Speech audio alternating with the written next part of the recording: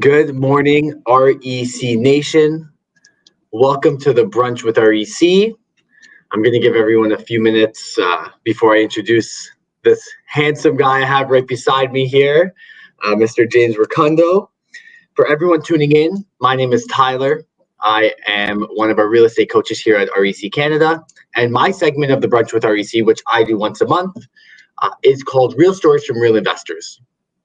And essentially, what we are going to be having a discussion with today is going into the micro of the everyday investor. We have James joining us, who, as you can guess, will be the real investor we're going to be speaking with.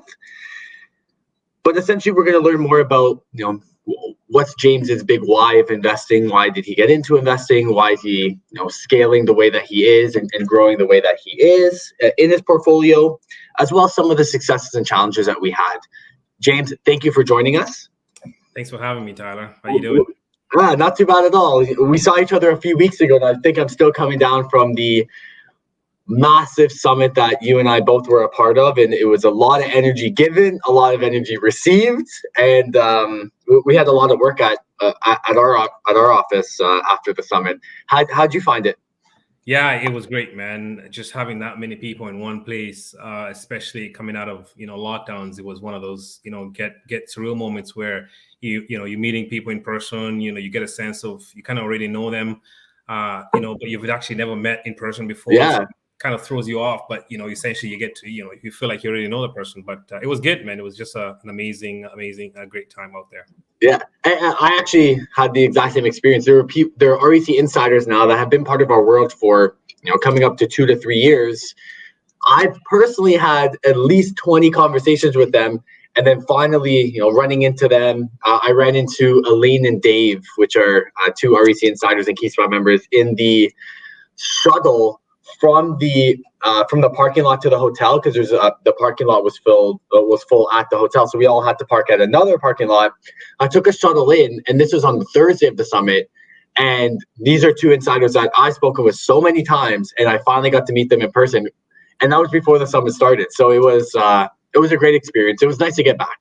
Yeah, it was good, man. I remember same here. We just pulled up in the parking lot, and just you could see people out there. You're like, oh, I've met her before. I've met them before. I've met you before. I've met you before. It's like, whoa, this whole world of everybody just kind of getting all together, and it was really great experience out there. So it was fun.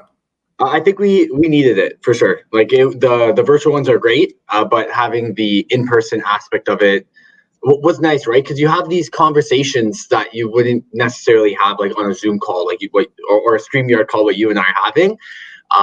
These small little ones, like you hear two other people speaking about, potential opportunities or, lending restrictions that they're going through, and you might have a little bit to add to it. And, that's just how you're going to be networking in a way that you don't get on video calls, right? Exactly. And I mean, it's just great when you actually, you physically see this person and you're like, what, it's about time we can catch up. And, some of the questions you ask are just different from when you're actually going, had it over Zoom. You actually get the person, see how they're actually doing, and just get a good sense of, I think we as humans, we're meant to interact, right? We're meant to interact and just be physical, whether it's a handshake or a hug or a kiss, or just it just feels that much different than than doing over Zoom. So it was just a good feeling overall, man. And I think we needed that for sure, like you said. Yeah. And the Key Spot group did a good job. It was a big summit. It was huge, man. It was over 600 in person and like probably 900 virtual, like 1,500 in total. So yeah. Scott and Michael did was pretty good. So yeah, they did great. And all the service providers, the presenters there, all the coaches at Key Spot, they did a great job. So salute to the Key Spot group. They did fantastic. And so James, I like a little bit of structure of my conversation because I'm sure you've already noticed that I like to go on tangents when I am having these Brunch with REC discussions. Yeah. So I like to break down our conversation in two stages. First, I just want to learn more about who you are currently as an investor. Where'd you start? What was your big why of investing? And we can just talk about some of the challenges and some of the successes that you've had to get you to this point of where you are as an investor. And then the second stage of the call is, what's next? What are you trying to do in regards to opportunity searches?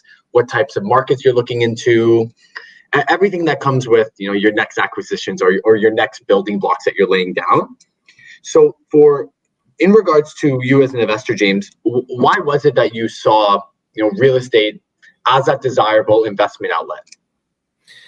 Yeah, great, man. Great questions there, Tyler. Thanks again for having me. So, Yeah, no worries. Why did I enter real estate investing? I think I'll probably say a good majority of people out there would love to enter real estate because you've always known it. You see it part of your day to day. You drive to work, you take your kids to school, you see these properties, and you're like, I think, you always want to have a piece of that, but you don't really know how to get into it, right? So yeah. I've always had a passion for real estate investing. I've always wanted to own a piece of real estate. And, again, if you're not educated enough, you only know that the only way to do it is save that 10, 20% down, get it in, get your property, and do it all over again, right? So why I got real estate, what I got into it was just that passion from the beginning. And then my why. That's a good question. So, typically, when you find out about your why, what happens is, the first thing that comes to a lot of investors' minds is, I want to gain financial freedom. I want to increase my net worth, right? So, but I think it goes beyond that because if you have a why and you just have that financial gain, you're going to come into obstacles, or you're going to come throughout your journey where there's going to be ups and downs, right? And it goes to say that once you reach those down times, those struggling times, is when that why pushes you further, right? So my why was, I think, my why goes back, I'll probably say a few years ago when I think we had a bad year. So when I was doing my 9 to 5, I'm in transportation and logistics. So we must have had a tough year that year. Things were not going according to plan. Somebody was in control of my life, my time, my freedom, my decisions, and that's what I wanted to get back. I wanted to get all that back. I wanted to get back control. Correct. Yeah, control of your time, your energy. And it's nice that you say that because I feel like it's a lot of REC insiders and investors why, right? Which is, trying to control their time and their energy towards, their day to day. And real estate's a good way to do that. It's a way that you can diversify. You don't just have to, have that traditional buy and hold of a single family or a duplex and rent it out with your long-term tenants. There's so many other opportunities, and we'll touch on that. Yeah. But it does give it potentially could give you, that control back, right? Where you don't have to just do that traditional 9 to 5.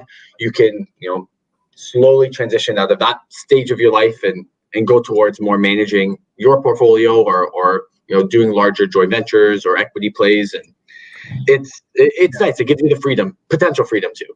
Absolutely. And not to say that, 9 to 5 is not bad. You can still do the same thing and have your 9 to 5 still going, because you have that time and you have the freedom to choose to do your 9 to 5. But, and that was the reason for my why. So again, I worked it in a way that, this is something that I want to pursue. I want to be able to get that time back, that control, that freedom, and essentially do what I want to do. If it was, real estate investing full time, and that's what I chose to do. That was my goal. So that was mainly my why that really pushed me forward. Because when you reach in a stage in your real estate journey, when you get into the down times or some of the challenging times, it's that extra why that kind of pushes you towards the next step. So that was my why. Amazing, and I love that answer. That was a great answer. So what was your first investment property that you did purchase? My first investment property. So without counting my primary residence, my first investment property was a pre-construction condo with you guys, REC, Mr. Jazz and Simeon were pretty cool guys that kind of walked me through that. So that was fun. Yeah, and it's I did know the answer to that, but it's good. I wanted to make sure that you did answer that one there. So pre-construction does have the advantages and things to consider. How do you find that opportunity that you did purchase? It's great. It's a great opportunity. I mean, at that stage in my real estate journey, it was what made sense, right? Because again, the beauty about pre-construction condos was, it has that staggered payment strategy where we were at the point where we needed to deploy some investments that we work with. It just we went with our goals. We didn't really need that investment at that time. So it just worked out perfectly with the strategies that pre-construction offered. So that was just a great opportunity for us. Yeah, and it also gives you the ability to secure something that, is having your money is working for you year over year, that as you're paying off those incremental deposits, but it doesn't actually affect your borrowing power. So what a lot of investors do, and I know you did it as well, which is it gave you the ability to acquire something for future growth, but also gives you the ability to purchase in the meantime too. Exactly. Right. So the first one was your pre-construction condo, and sometimes it's true. It is as boring as watching paint dry. It's not the the sexiest of investments when it comes to right when you put down the deposits. It's really, you just kind of pay it and forget about it until 4 to 5 years out. What did you do in between? So once we got that going, I think what we did after was kind of just invest in ourselves at that point in time. I think we took some of that capital and really dived into getting knowledgeable, understanding the nature of the business and how real estate investing works. So we really took a deep dive into investing in ourselves and joined some great programs that are out there, and it was a good eye opener for us. Nice, amazing. So after you bought the pre-construction condo, when you and your partners had that brainstorming session, okay, I have something for the future, I want to acquire something now. What did you end up purchasing? Like, what was that route that you wanted to go on? Yeah, so I think after getting that knowledge of what we want to do, we spent about a year or two just getting knowledgeable on real estate investing, and it was just a good indicator of learning, again, about the business, and it was a good sense of an idea of where we want to go, right? So we looked into the different ways. I mean, we got so much knowledge that if you're not careful, you can again just chase that shiny syndrome, they call that shiny syndrome. Effect. You could dive into short-term rentals or student rentals or long-term buy and holds or land development. So by that time of that time of learning gave us a good direction of where we want to go and what's going to align with our goals. So with the goals that we had in place, we picked the driver as multifamily. So that was essentially the tool that we picked. What market, if you don't mind me asking, did you buy the multifamily opportunity in? So we picked it. We picked Ontario as our market for multifamily. Nice, amazing. And what are some of the indications or the your due diligence checklist that you need to see in an opportunity? Yeah, so we all have the this is what I need to have in the opportunity. If it's the location, the opportunity itself needing to have certain things. So what is that for you? Yeah, so some of the opportunity that you gotta make sure, obviously, something with, regardless of any kind of investment opportunity, you want to look at some of the fundamentals, like location, right? You want to make sure that this is something that has the ability to have the location for transportation, your key access. You want to make sure that you're in a market that has some growth or GDP that shows that it's got great fundamentals regardless of where it is, and it has the ability to grow. So you also want to make sure that you're investing in a place that has the potential to have multiple exits, right? You could probably sell it before you end. You could show your investors this is a game plan of where you want to take it. So those are just some of the fundamentals we looked at. So we have some few pockets in Ontario that we invest in. Amazing. Yeah. So I find with myself just running performas every morning, I don't know why. I get into the office, and for about half an hour to an hour, I always just want to see what's going on right now in Ontario. It's just the market that I know, or the smaller micro markets within Ontario that I know, and I like to do due diligence on and invest into. And some of the main ones for me anyways, and I know yourself and some of our REC insiders, is one, transit, right? It has to be close to local transit, as well as the ability to be close to to some of the highways in the area. Two, a good one for me is to see future growth. And one indicator that I like to see is pending and approved permits for development, right? If it's, for example, like markets like Hamilton, Welland, maybe Mississauga, all these other larger GTA markets, Ottawa, and it's to see what's the pending approved permits for high-rise development. And that's a good indicator. It's just to see where developers are thinking of putting their opportunities. We know that typically once we have this urban sprawl of people coming into an area, typically values do rise, and it's the same with development and transit. If we can find something that has transit that's pending or starting construction, not quite completed yet. Values follow transit as well. Absolutely. I mean, those are so key because again, when you look for some of the locations or where you want to invest in, once a small indicator could be just going to your city's website and kind of seeing what are the plans for what the municipality planning to do. Are they showing indications that this is where we need some more growth, or intensifications of cities like this is what some of the pockets. So if you could find a pocket or an area that you're following the city plans, at that point in time, you have that much less resistance of, looking for permits, applications, and things like that. You're kind of like investing in the future with least kind of like your least path of resistance moving forward. Exactly. And then you saying that multifamily is typically what you and your partners like to invest in.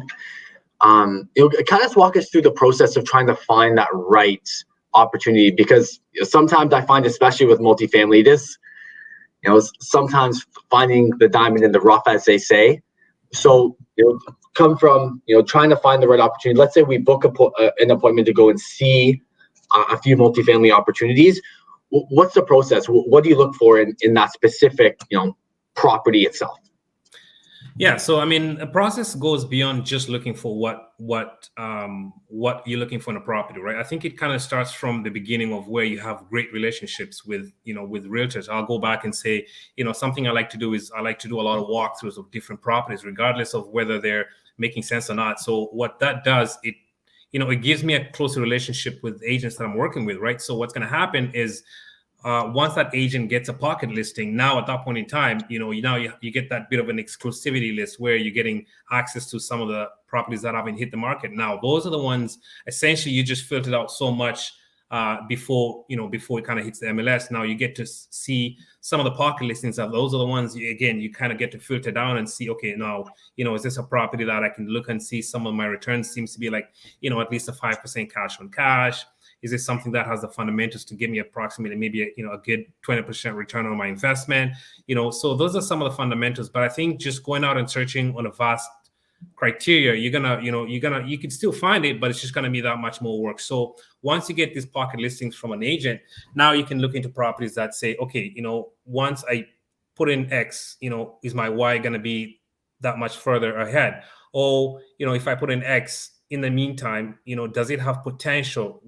Given the conditions, transit, there's that growth in that area. It has the ability, right? So, we used to find unicorn deals back in the day, but it's a bit challenging given the times that we're in right now. So again, creativity helps in finding those deals where, you're talking to potential sellers where, they're offering you some incentives like a VTB, or you're assuming mortgages. So these are some of the creative ways we have to find to make those multifamilies work.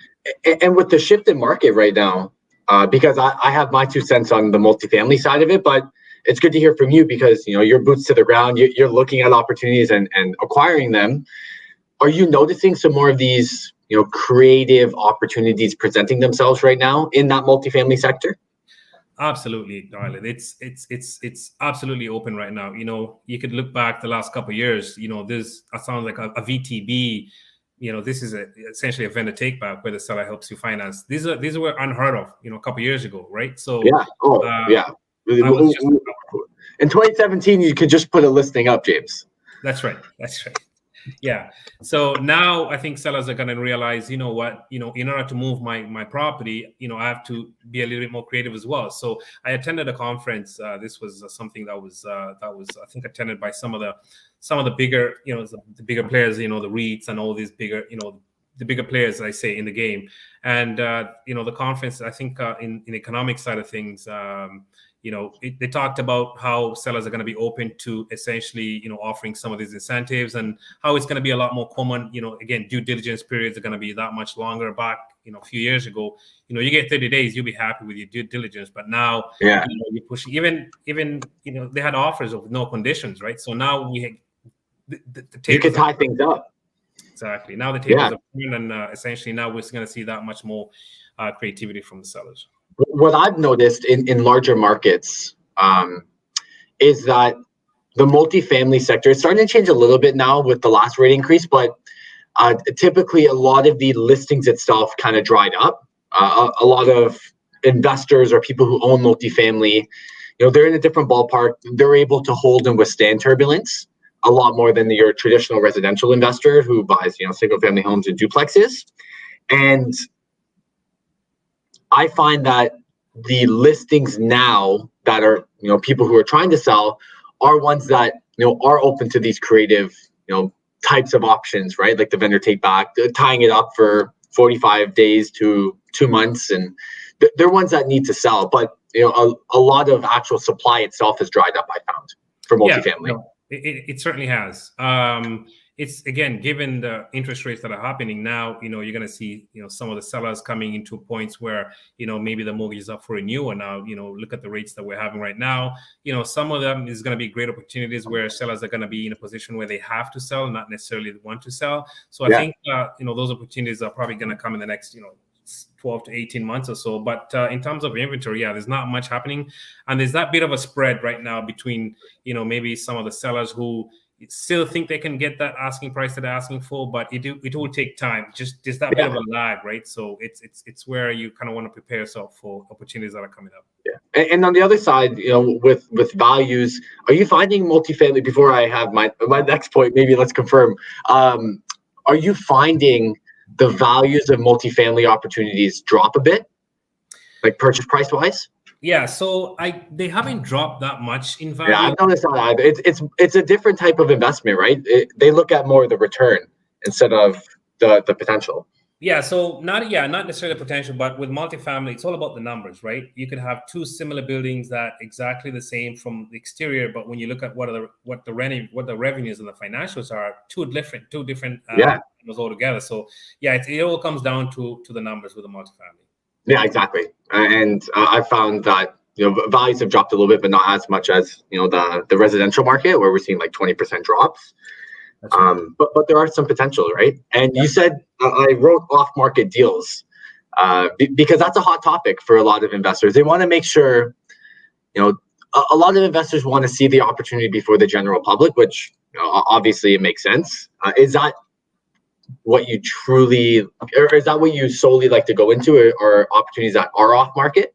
No, not necessarily, Tyler. I mean, you can still get great opportunities on market. Necessarily, I mean, you just look into what potential this property has, but not necessarily. I mean, off market gives you a sense of getting a deal, but when they mention off market, you might think you're getting a deal when it actually, it is not a deal just because it's off market. So don't get too excited when you get a deal that says it's off market, because that not necessarily means that's a good deal. So it all comes down to your numbers and what your returns of calculations are. So it's just more of it's good to know you're getting a deal, but you have to make sure you kind of do your due diligence, right? Find out what the returns are for that property. And then the service providers wise for multifamily, just because I find that you do need to have the investors who typically like to, or who want to invest in multifamily, they should have their service providers or their all-star team really set up before they do start acquiring these types of opportunities. Yes. Who are those service providers other than the realtors that you've already mentioned, that you do have in your service provider list, or that you do recommend investors having? Yeah, I mean, that's your team is as essential as you, because I mean, you cannot have that ability to scale without your team, because I mean, you besides your agents, you need to have your brokers, where again, once you have something in mind, you could send that over to them and they can essentially look at what it looks like from a financial perspective. And you have some of your team as like your inspectors or your appraisers. These are guys who you can have on a dial, where you can reach out and say, you know what, this is something I'm thinking of. What are your thoughts on it? A good visual, he could look at it virtually and essentially just give you some pinpoints to look at. But part of your team is just key, right? Appraisers, inspectors, your agents and not even just them, but your community. Your community is key, because you could have somebody you have in your community, a mentor, a coach that you can reach out to and just share what you have. And I think that will give you a really good second opinion, or a good insight of what their opinions are, because I think it's not a one-man play. This is 100%. Yeah. And I find that the narrative now with investing in real estate as a whole, and the group that you and I both communicate with, I find that the mentality is so positive, in the sense that a few years, like traditionally, a lot of investors like to keep, their deals and what they're thinking about doing close to their chest, and only when they know if it's right or not, then talk about it. I find now it's more about collaboration and communication, and what I mean by that is, people are open now to really just brainstorm with one another. There's no judgment. There's, what are you thinking about doing? And if you, for example, went down this path before, and you're noticing, some things that some investors aren't taking into account, people are open to have that discussion, right? Which is, hey, did you consider, looking at these markets, or did you consider the fees involved in multifamily? These types of conversations are more open now, which is great. Yeah, I mean, you get that sense of having that abundant mindset. It's like the more you're keeping back to yourself, is you're not sharing, right? You just feel, you're not bringing any more value. If you're keeping in all this information, you think you might have some hot deal or something like that. Yeah. You're just blocking that much more value that could come in. So by sharing that opportunity or whatever you're thinking to your team or to your community, you get that much more back. As a matter of fact, you get that much, more, insight back from them, because again, who knows, you just never know where you're going to get value. Yeah. Another way to do that is by sharing. Yeah, that's it. That's right. And having that community around you. Yeah. And then in regards to lending for commercial financing, because I speak with some investors who go one way or the other. Do you work with an independent mortgage broker, or do you go directly with a commercial lender? Yeah, so I think when I started my real estate journey in terms of the multifamily side of things, I was building up my team, right? I can't just have all these strategies and just go directly to a lender. I was working with an independent broker, and what that broker was able to do was, again, just go out and do what they do best. Like in the book, Who Not How, you leverage what other people do best. I'm not a broker, so I reached out to an independent broker who was able to get me the best prices, the best financial deals out there. Yeah. And they did what they do. I'm not at that stage yet where I can go directly to a lender. Again, it has its perks. At the same time, it has its disadvantages. But what I find working is just going to an independent worker too. Yeah, and a lot of people are on your side with that as well. One thing I would like to note is, not every independent mortgage broker can work a commercial deal properly when it comes to financing. So, really interview your mortgage broker. Make sure you're working with someone that actually works with investors who buy multifamily and have good relationships with these commercial lending outlets.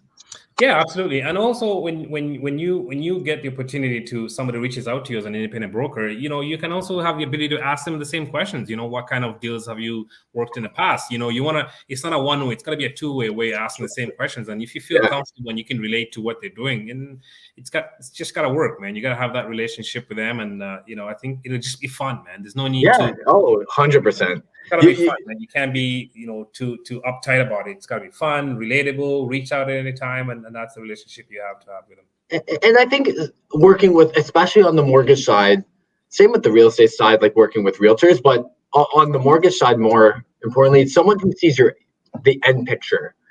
Not exactly, this is how many doors I need to have by, 50 or whatever that is, but more or less just knowing, okay, I kind of get big picture of what James is trying to do as an investor. Let's reverse engineer it. Let's create a short-term, mid, long-term goal. And it's hard to find a good independent mortgage broker like that. Yeah. And also keeping in mind is just, sometimes you got to work backwards, right? If you have an end goal in mind and then say, okay, this is what I want to pursue, maybe, short, medium, or long-term goals.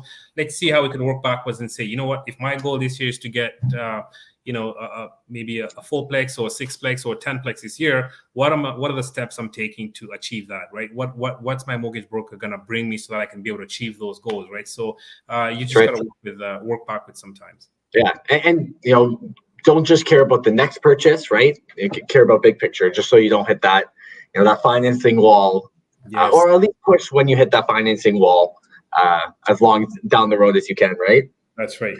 Yeah, for sure.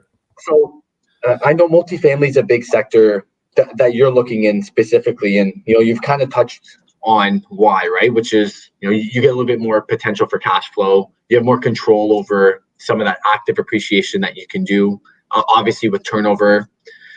As well, you're targeting markets that have the potential fundamentally for growth in either employment infrastructure, transit infrastructure, areas itself that have a lot of potential for that long-term stable growth, which is amazing, right? These markets are ones that a lot of our REC insiders do get into and do like. What markets are you looking into right now yourself? So I've always been an Ontario based. I mean, I started my journey in Ontario.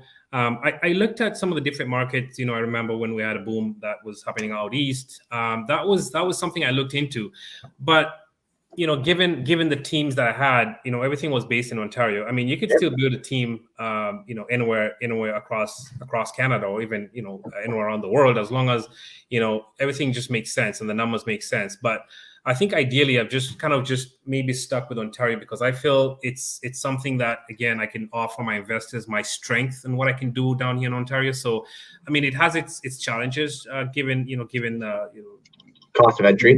Oh yeah, exactly. But I find it's something. Yeah, exactly. Yeah.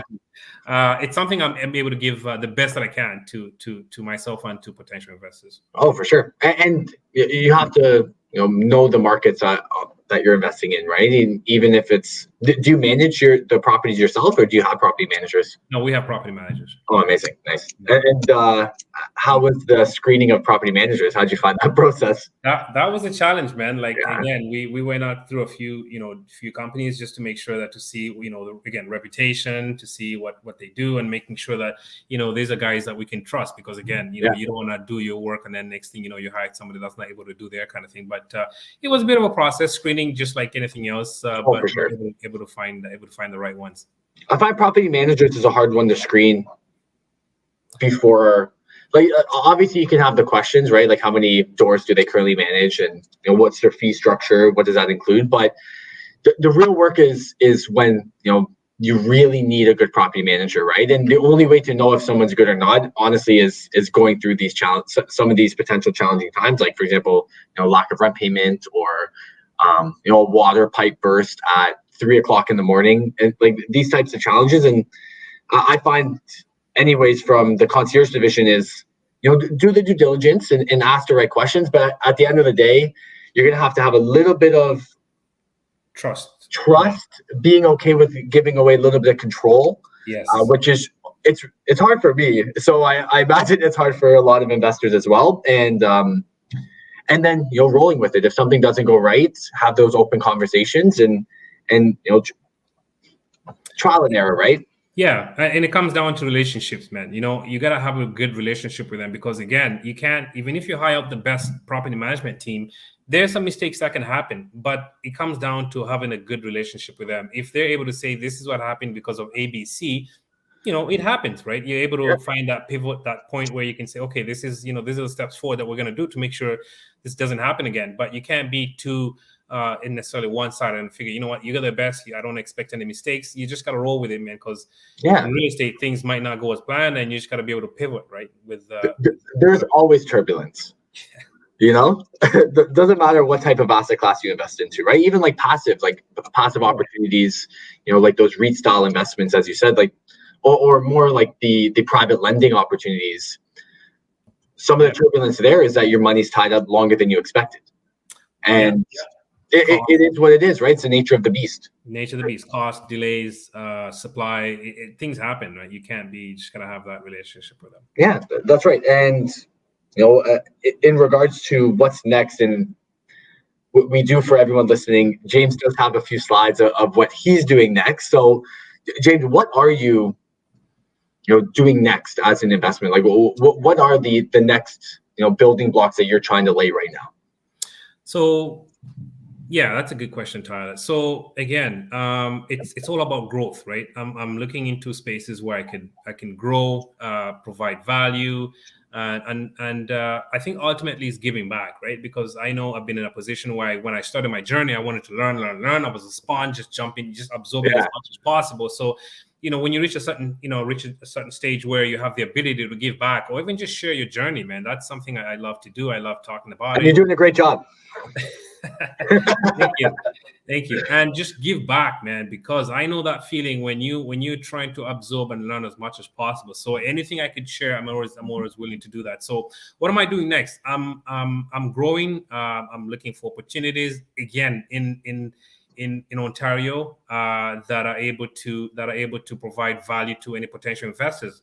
And one of the things that I've really been keen on doing this probably the past 6 months or so was networking, right? I love to network. I love to reach out. I want to know who's doing what. I want to know what's the next best thing. Like I said, I attended this conference in Toronto where this had all the, some of the bigger REITs and the bigger players. And, these are guys that are buying, 300 plus unit properties, 500 plus units. And I'm like, okay, what's going on? How are you guys able to do? I'm just curious. I really want to know, right? So I was able to create some good relationships with some of these, players that are doing much, much bigger than your typical, I guess, small landlord community, right? So 50 and under, and what they're able to do was just mind blowing that, you find out that they're able to lock up these big properties for such a low price. So the economy of scale for them is that much bigger. So I got an opportunity where I was able to be given a property that I was saying, this is something that we could offer to you, and see what you could do with it. So that's where I got the opportunity to say, I have an investment opportunity for somebody that's looking into, again, a property that they want to invest in Ontario. If you guys are okay with it, I can probably share a few slides. I can't talk too much about it, but I can give you a good sense of what this is. So if we could have these slides up here, I can quickly share if you guys are okay with it. Yeah, Nikki, if you don't mind, just putting up those slides there. Oh, there he is. Sure. Nikki, first and foremost, thank you so much for manning the ones and twos. Yes, thank you, sir. Okay, man, cool. So I'll quickly share on this one here. So, like I said, this is an opportunity that I'm currently working on right now.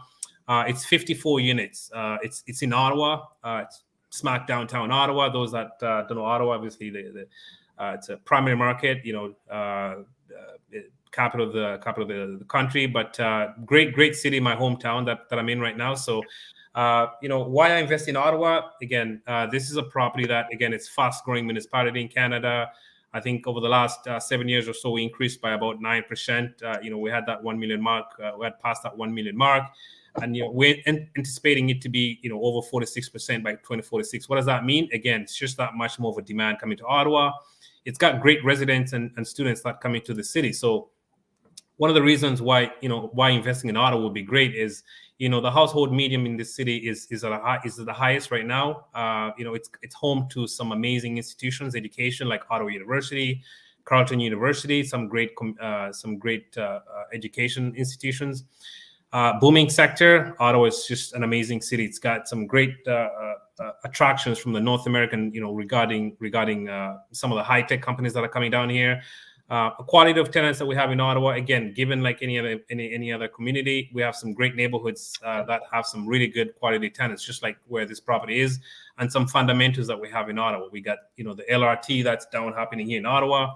We got Lansdowne and Le Breton that's happening in Ottawa. So these are just some of the big things happening in Ottawa. So why this property? Why do I do this property? So essentially, this is a property that has been institutionally owned by somebody who's has more doors than I can probably count in my opinion. But they're able to leverage, and this is the opportunity they had. So essentially, they have maintained this property asset in a very phenomenal way. They've probably put in about 1.7 in the last 10 years. But one of the best parts I like about this story, and I like to call it a story because it took some time to get into it, right? So what I was able to do was, again, have that ability to negotiate a VTB, right? So this is something where, again, like I talked earlier on, the seller is able to give you that bit of financing help to acquire the asset. So we're able to negotiate a VTB from the seller at this point in time. And that was something I really feel proud of, and I'm happy to share with any potential investors that wants to get into it. In terms of location, this asset right here, it's downtown Ottawa. It's a few minutes away from the University of Ottawa, Rideau Center. Those that know Ottawa, it's shopping center here, and it's just a great community in terms of having access to transit, like some of the fundamentals we talked about. So What am I doing with this property here? So typically, I've always gone with the 50-50, where I like to offer my value half for 50% of the working partners and 50. So this is an asset here that is more turnkey. And when I say turnkey, everything on this asset has been done to the T, right? So the seller has been somebody that is known for having a great reputation, and this is something they're not willing to give back. So how we structure this asset here is we're kind of doing it in a 70-30, where 70% is going to go to the financial investors, and 30% is going to the management investors, where again, any cost pertaining to acquiring the asset is going to be into that management perspective. In terms of just on a high level, I can't really dive too much into the details of the numbers, because that's something I'd have to talk to a potential accredited investor that wants to reach back, and my link is in there. So this is an asset that's actually cash flowing. This is something you don't typically get to see in primary markets, especially like Ottawa, Toronto, Vancouver. It's possible, but you don't typically get to see. So this is an asset that cash flows about maybe $10,000 a month. Some of the mortgage pay downs that we have is about $154,000. We calculate, and this is just a way to calculate, just a decent return on your investment. Passively, Ottawa is known to be above, 5 to 7%, but we conservative calculated that at about a 4%. And so a total return on your investment will be all three combined, divided by, the capital that we're going to use to close this asset. Just to give you a good sense of what your return is, about a 27% return on your investment for this asset right here. Why do I do this again? Like we talked about earlier, it's my wife and I. We love real estate, and we want to help anybody that wants to do the same thing, get that financial freedom. Best way we can do it is not through magic, but it's through real estate investing. Again, we do that with our power team, and we understand that all opportunities are unique, and we like to tailor suit it to any potential investor that's looking to invest into this asset. So, anybody that wants to reach out, they can always scan that code or reach out through the link that's in the chat. But that's just a brief high-level opportunity of what I'm currently working on, and super proud of it, and happy to just kind of share, what this whole opportunity is about. Amazing, and just to kind of summarize, this is more of a private equity play for the investors who are going to be committing some capital. Yeah, exactly. This is something for somebody who would actually, once you invest into it, you're actually going to own a piece of that asset, where you actually own a share of the actual property itself. And it's a legacy piece where, again, typically, you get to see, a return on, cash flow or maybe appreciation. But here, essentially, you're getting a best of both worlds, where you're getting that bit of a cash flow, but then the long picture here is having that equity play into it. So overall, that's amazing. And then we have Nikki, who put in the chat the actual link for everyone who's on their phone and can't scan it while they're on their phone. I do implore everybody that is watching live or sent out to the recording to book a call with James, even if this potential opportunity isn't right, just to have a conversation, right? Talking about potential negotiations for VTB, getting into multifamily opportunities. James and his partner Tabitha, right? That's right.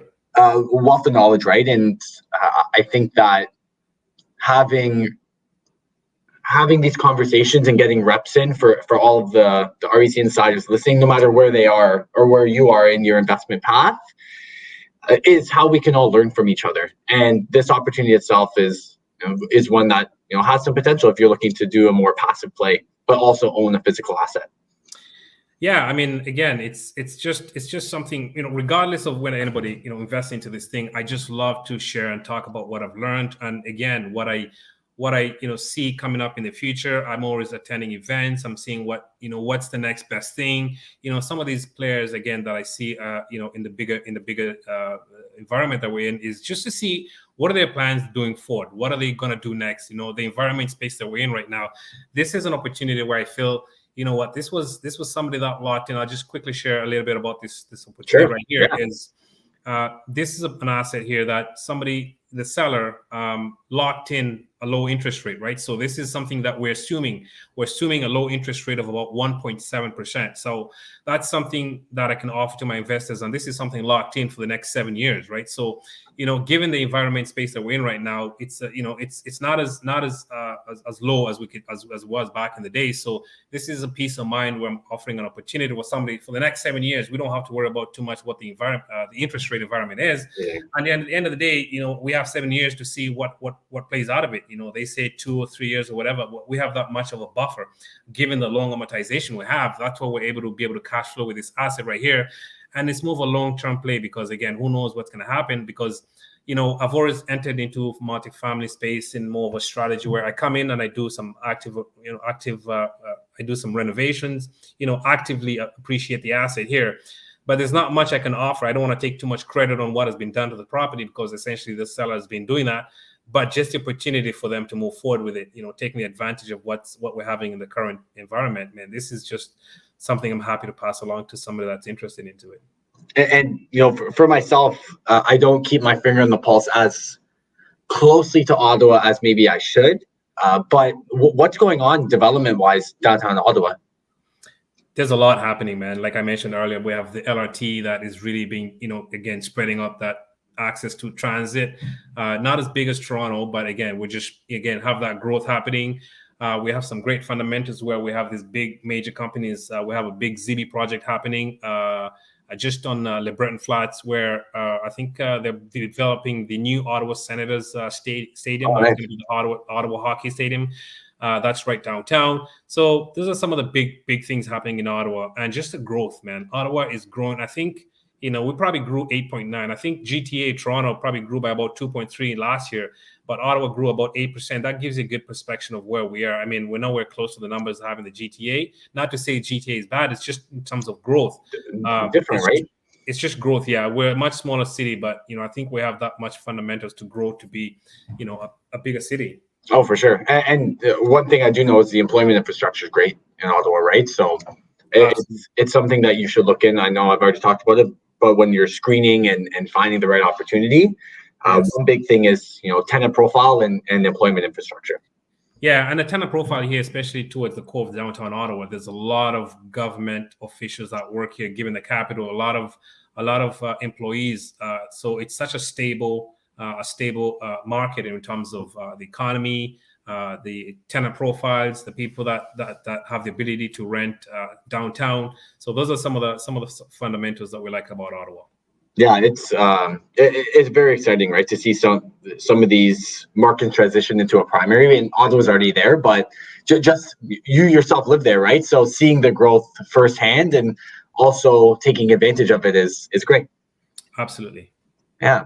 So in regards to building these types of opportunities, right? Because I think one of the next steps for investors who have reached that that financing threshold or wanting to purchase or acquire larger multifamily opportunities like what you're doing now, raising capital and pairing investors is honestly probably needed for majority of investors, unless pockets run deep. Infinitely deep. How'd you find those conversations with service providers like lawyers and accountants? How'd you find those conversations when you were actually starting to build the plan for this opportunity? Yeah, so it all came down to one thing, Tyler, and it comes down to networking. Yeah, it comes down to networking, to being into communities, man. Finding a right community that you can relate to. A community will give you a sense of meaning. A community will give you a sense of belonging, where you feel you belong, and that is where you can really, really grow. Because again, it's just so many people with like-minded that gives you the ability to share ideas, share potential investments, share any insight that they might have, because it just gives you that much more room to grow, right? Because again, at that point in time, there's that many people. So it always does come down to community. I'm in a community here based in Ottawa. It's called Wealth Genius. It's such an amazing community here that has just enabled me to be part of a great cause moving forward. But find a community that you can relate to, that can take you a step and elevate you. And throughout those communities and networking, you'll be surprised of where all these opportunities coming from deals to potential investors, to potential leads, to anything that happens. There's no island out there that says this is where all the billionaires are sitting with all the money. It's just everywhere, from your dentist to your lawyer, accountant. So I find networking has been key. So just reaching out to people, being belonging to a community, and that's where you just have that ability to grow. I mean, networking has been something I feel is one of my strengths. I love to network. I go to these different events across Canada just to see what's going on, and it's just fun, man. And I have fun along the way. You're charging your social battery as well, right? So it's something for me is I enjoy doing these conversations on the Brunch with REC, going to summits and having the hundreds of conversations that I do and REC does with investors. Is for me, that's what I love. It doesn't feel like work. It's what I want to do. Absolutely, man. It should not feel like work, man. That's why we do this, man. At the end of the day, it gotta be fun. I can't stress that enough, man. You should be able to do what you do, love what you do, and just day in, day out. And that's what life's all about, man. It's all about enjoying what we have to do. And leveraging and collaboration. I think that those are great aspects of real estate that you don't get in a lot of other opportunities for investing. So for everyone listening, James, and thank you for your time, James. I would love for all of the REC insiders just to book a call with James, learn from him and his path.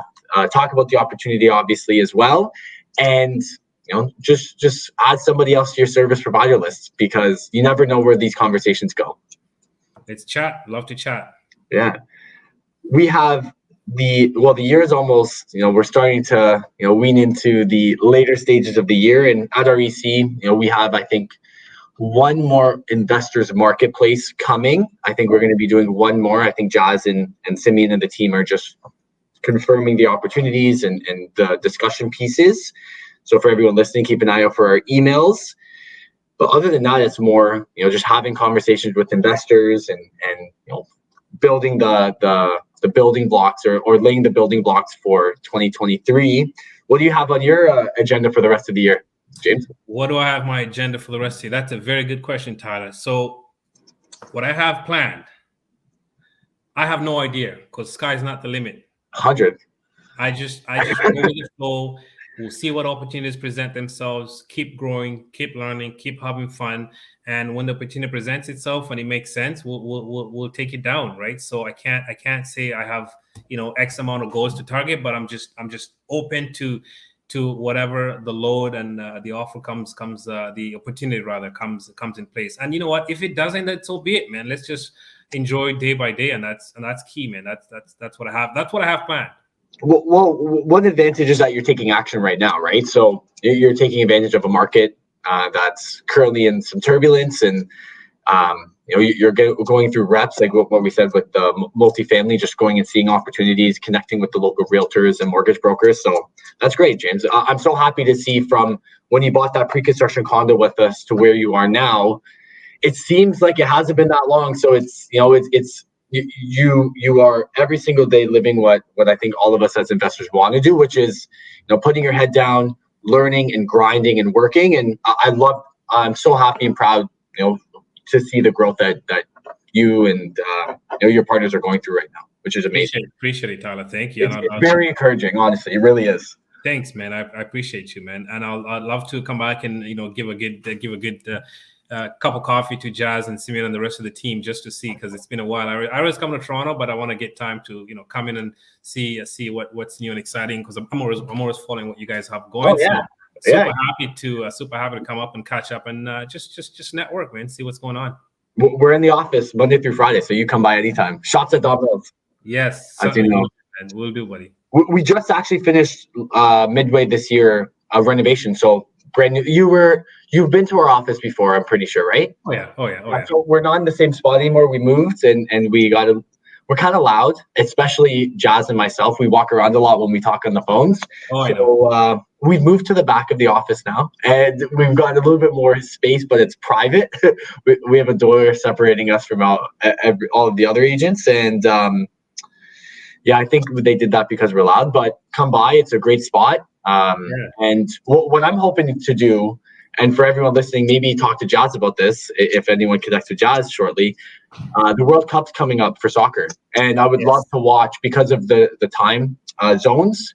A lot of it's going to be, 12 o'clock, 1 o'clock, 2 o'clock is going to be the times for the games. I'd love to watch Team Canada here at the office with some of the insiders. So if you're open to that, James, I'll try and get it done for us. I'm a soccer diehard fan, man. So that's something I'd love to do. So yeah, 100%, man. Let's do it. It's going to be a great World Cup, right? We have some last World Cups from absolute, GOAT-like players like Messi and Ronaldo as well. Canada's in it. So, yes. We get to see some of the GOATs. It might be the last one, but I think we'll get a good performance out of those guys. So looking forward to that. I think Messi was saying it is going to be, but athletes, especially now with the growth of exercise science and taking care of your body, it's not the same anymore. So people can say, like Tom Brady, that it's my last season, and look, he's still playing, right? So they push boundaries, man. These guys are pushing boundaries, and it's inspirational to see what those guys are doing, given the amount of stress the bodies take, to endure all that throughout all those years. So it's inspiring to see what they do, and it's pretty cool. It's incredible. We're into this not a new era, but a fantastic time to be a sports fan. Because a lot of the athletes that we grew up watching are still amazing, and they're still doing it. Like Serena just retired right now, right? And we have Lewis Hamilton who's doing it. LeBron James. I was watching him 2 days ago. It's incredible what he's able to do, and he's not old by any means. But on a professional athlete standpoint, he's been in the NBA now for over 20 years. So. Or 20 years. And when you get to watch them play, it's like you think they're just starting up, and like these guys have been doing this for such a long time, right? So it's just amazing to see what these guys can do, man. So it's all about getting reps in for everyone listening. So we'll put that back to the real estate investment side of it, which is get reps in for the end of the year. What I would like all of the insiders who are listening doing, even if, for example, they're not in the right place when it comes to financing or capacity to take on another opportunity, book calls with individuals like James who are trying to go into a great space and acquisition for long-term growth. And as well, though, for the everyday opportunity, if you're thinking of potentially just seeing what's out there for duplexes, triplexes, reach out to REC Canada. We can have one of our investment specialists break down the performance for you, telling you exactly, depending on the markets, what might be best for your capacity. So everyone send an email out to info@REC Canada. Book a call with James. I want to definitely see every single person there. At least take some time next week with James, 20 minutes, 30 minutes, just to bounce some ideas off of his brain there. And other than that, James, thank you so much for joining us. That was a great conversation. This hour flew by. I know. Thanks, Tyler, man. This is great. It's always great catching up with you and the rest of the team at REC. So yeah, happy to help, happy to share, happy to learn, happy to listen. I'm happy to just connect. Like I said, let's connect. Let's just chat, man. Doesn't matter. Let's just talk about it. The next time we got to be in one of your multifamily properties, and we'll ask questions like, for example, different renovation questions. I think that's a hot topic, right? Which is, especially with multifamily opportunities.